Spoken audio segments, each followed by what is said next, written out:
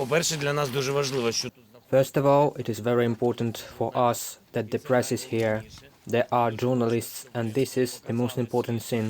We really want you to show the world what was happening here, what the Russian military was doing, what the Russian Federation was doing in peaceful Ukraine.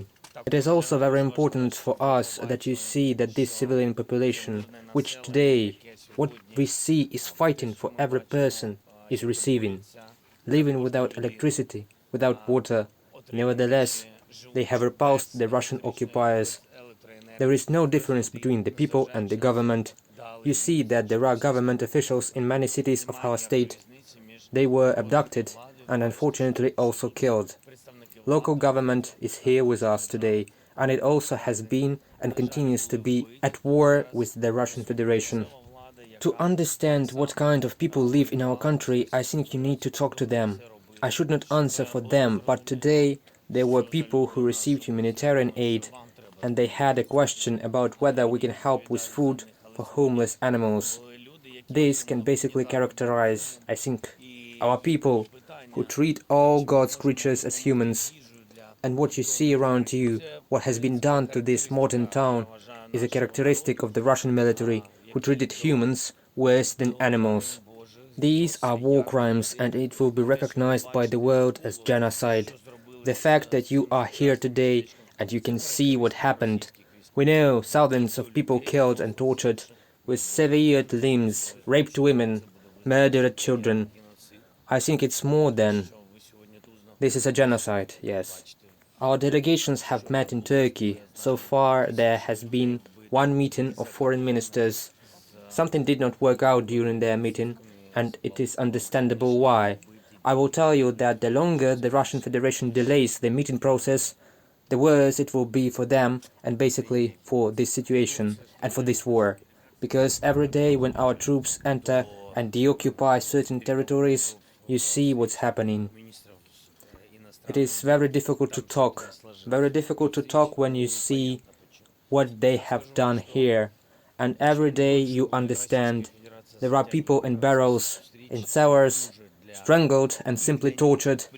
Therefore, I believe that they need, if there is anything to think about, then they need to think faster.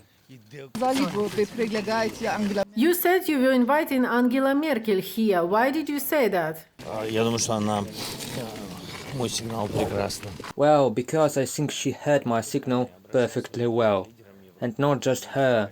I also addressed it to the leaders of Europe and Mr. Sarkozy, who, as we know, made important decisions, or let's say, were influenced by the Russian Federation and some other leaders, but above all by the Russian Federation and, I think, by the internal establishment as well, when they were making decisions about Ukraine.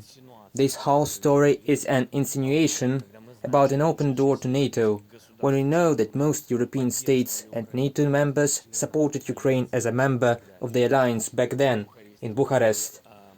And we know very well who those leaders were, and I believe that Angela is amongst those leaders of the leading countries on whom the decision whether Ukraine should be a member of NATO depended.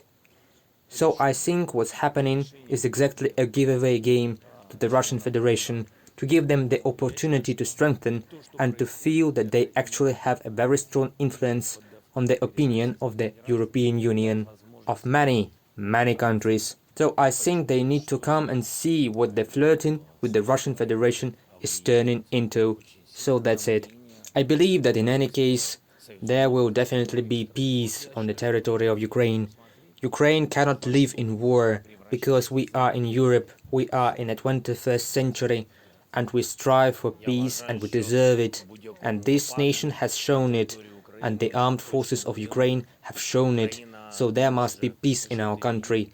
There cannot be peace without victory. Victory can be in a diplomatic format, in parallel with the combat steps of our army.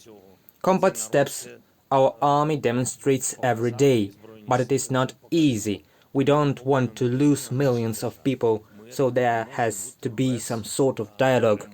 And I think we can't even consider the possibility with you that we allow to say that something will not be enough this time for Europe or for the world, not enough to punish the criminals. I don't consider that option. We are not going to give 1% for that. It is not a situation right now with this or that alliance. It is about life and about people being killed, tortured. The evidences of this are a million. So all these stories that let's wait until there is a trial, which will be very slow, we will press on as publicly as we can. We will not make any pause to find all the criminals. And from that will basically benefit, I think, the civilization. Because if we don't find a civilized way out of this, you know our people, they will find an uncivilized way out.